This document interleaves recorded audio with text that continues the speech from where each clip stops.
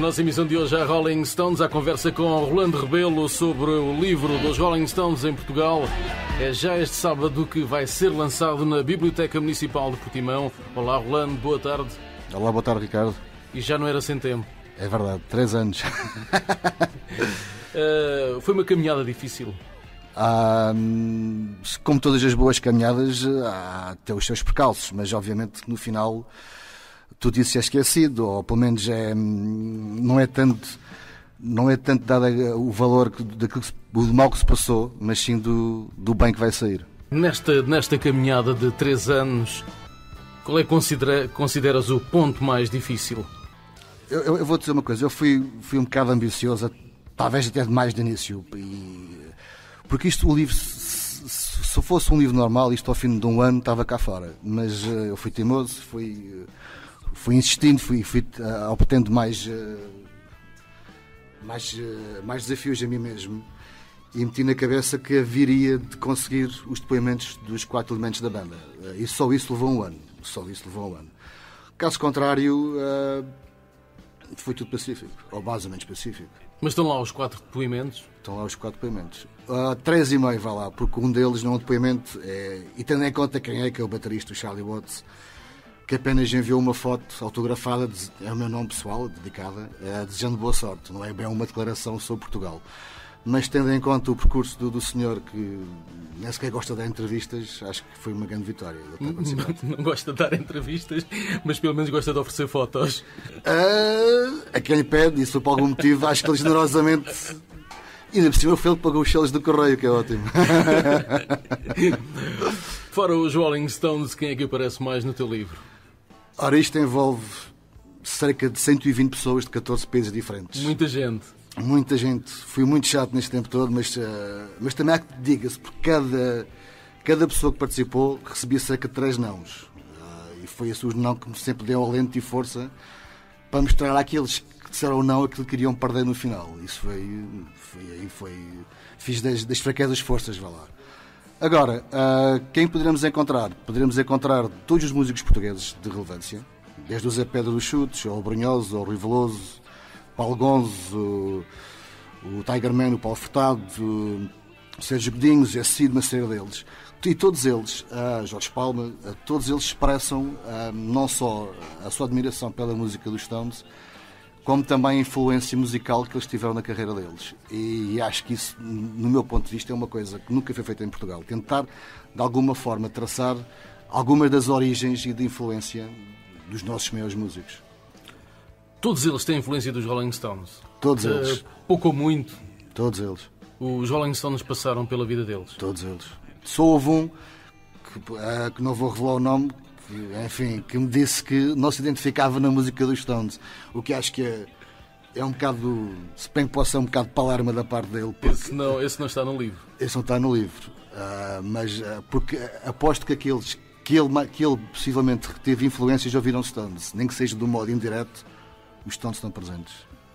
Rolando, como é que tudo isto começa? Tu já tinhas uma relação muito grande com os Rolling Stones. Desde que idade? Opa, Ricardo, este livro vou 3 anos a fazer, mas isto é um trabalho de 30 anos. Com que idade é que conheceste os Rolling Stones? Musicalmente tinha 13 anos de idade. 13 anos, a ouvir o Emotional Rescue, quando passava na RTP. Quando a RTP ainda passava videoclipes, que era coisa que era engraçada, tomei conhecimento com isso. E na altura achei que ali havia alguma coisa diferente dos demais.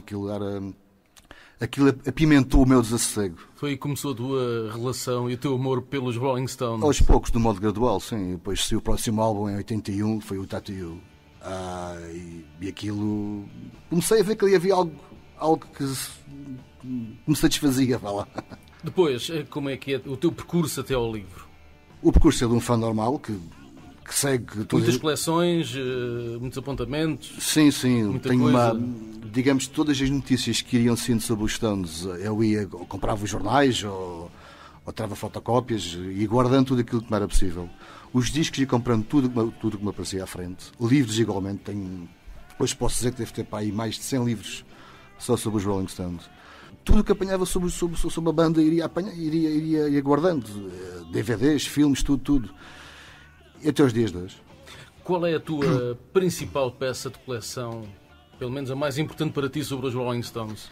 Neste momento posso dizer orgulhosamente que a peça de coleção que tenho sobre os Stones, que me é mais querida, e é a única no mundo, é um fax do Keith Richards que me enviou pessoalmente para o livro. Escrito à mão, isto obviamente tem um valor inestimável. Isso já nesta fase do livro, não é? Na fase do livro. Na fase anterior ao livro. Anterior ao livro. E pá, assim de repente ocorre-me um disco que tem dos gajos de 1973, que só há 500 cópias no mundo. E ainda por cima é um vinil pintado à mão. É uma peça mesmo de coleção. Aquilo é mesmo... Além de ser difícil, por falar 500 cópias, os motivos que estão pintados no disco são únicos. Depois do lançamento do livro dos Rolling Stones, podemos dizer que tu és o fã número 1 dos Rolling Stones em Portugal? Epá, sou um dos muitos fãs número 1 que há neste país, felizmente. Este país ainda tem bom gosto no diz respeito à música. E vê-se cada vez que eles vêm em Portugal que... Não te importas de repartir o teu número 1 com os outros? Nada. Aliás, é uma coisa... Se há coisa que eu por acaso tenho, que me apercebi ao longo deste percurso a fazer o livro, foi contactar com outra malta de outros países que são fãs dos Stones e ver a generosidade que há e a partilha que eles fazem de informação, de ficheiros é uma coisa única. Acho que é tudo a malta do rock and roll é diferente. Das pessoas com quem falaste para o teu livro, e foram muitos os músicos portugueses, algum em especial que tenha dado um gozo maior ou que tenhas gostado mais de o ter conhecido e ter-lhe dado a partilha do teu livro? Epá, isto eu vou ser um bocadinho... Como é que eu te pôr? Excluindo o Zé Pedro, que tem uma grande participação no livro, sem não é? dúvida. Pronto, vamos falar dos outros. Para quem não sabe, o Zé Pedro foi um pouco o teu padrinho, precisamente. Não é? Eu não quero ser injusto para os demais, mas tirando o Zé Pedro, o Rui Veloso também foi uma figura muito, muito importante. Que neste livro há uma coisa que é interessante. Não só é revelada a influência dos músicos portugueses que os Stones tiveram na música portuguesa, como os contactos que esses mesmos músicos tiveram com a banda. E obviamente eles, porque têm acesso muito mais facilitado, conheceram os elementos da banda. E pela primeira vez em Portugal, as fotos desses contactos com os músicos são reveladas. O Zé Pedro deu umas fotos que ele está com o Mick Jagger e com o Keith Richards, e que também está o João Pedro Paes, e o Rui Veloso também. O Rui Veloso, pela primeira vez, e nem sequer ele sabia onde é que estava, teve que andar à procura, e ele assistente dele, desses ficheiros.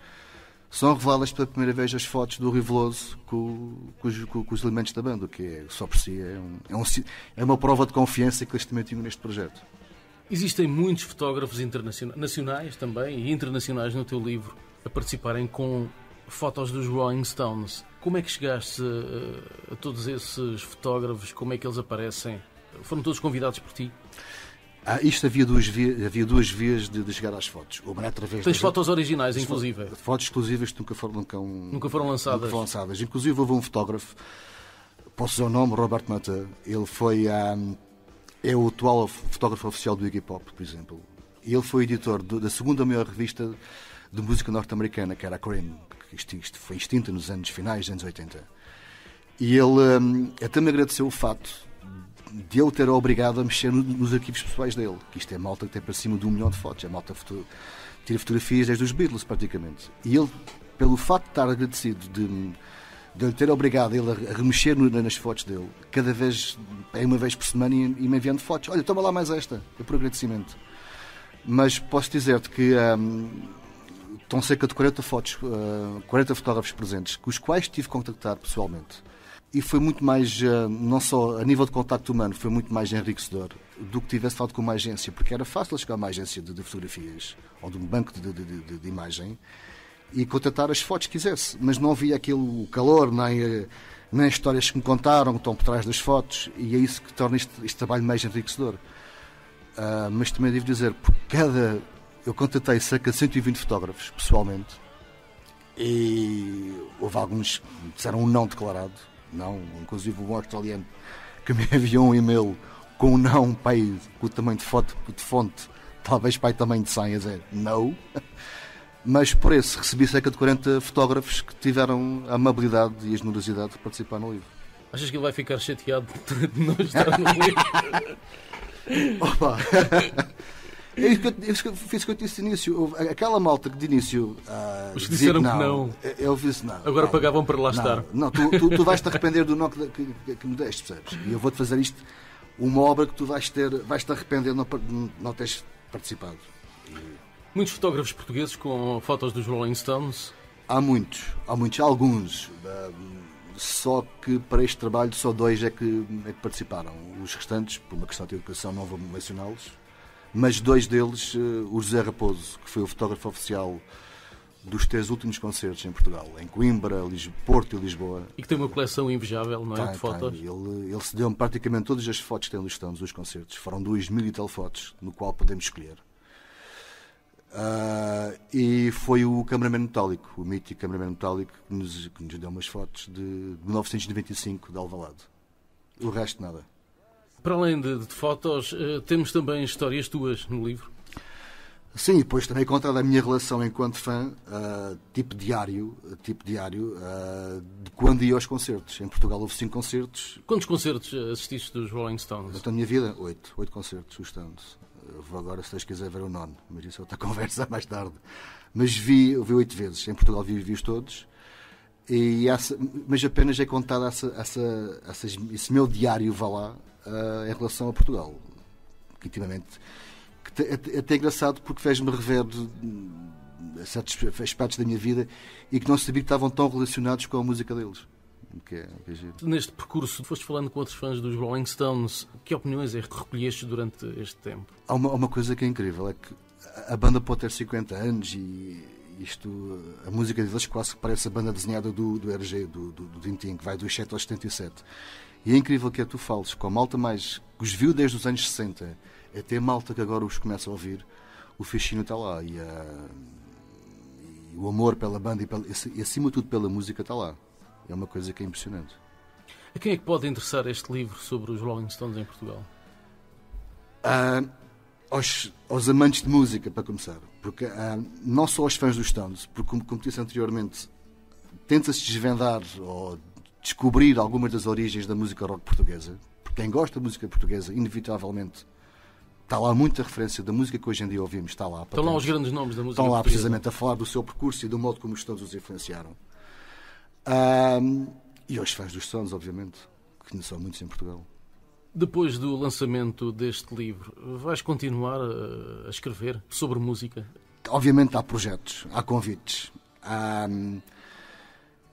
E só espero que faça uma coisa que tenha, que me dê o mesmo gozo e o mesmo empenho que este tive que pôr cá para fora, tive que pôr o coração e a alma nisto. Mas a próxima coisa que fizer e que vou fazer, que ainda não posso revelar bem ainda, vai ser melhor ainda. É possível fazer um livro melhor do que um livro em que um fã fala da sua banda preferida? É, claro que é. Este livro é muito mais do que aquilo que tu pedias? Este livro começou com uma coleção minha de jornais. E eu queria dar alguma orientação àqueles jornais. São para cima de 500 artigos de jornais que estavam desmalhados por várias casas, na casa dos meus pais, por minha casa, obviamente. E começou em querer reuni-los. Depois havia que dar alguma orientação cronológica àquilo. E quando isso ficou feito, comecei a pensar que seria pouco, seria uma coisa limitada, só resumir isto a fazer uma coleção de clipes de jornais, ou de recortes de jornais. Até que uma amiga minha me disse, porquê que não fazes um livro sobre isso? E assim foi, comecei, para fazer um livro, realmente tinha que reunir alguns depoimentos da malta que eu acho que tenha alguma coisa a ver com os Stones. E de início eram só 4 pessoas que iriam colaborar.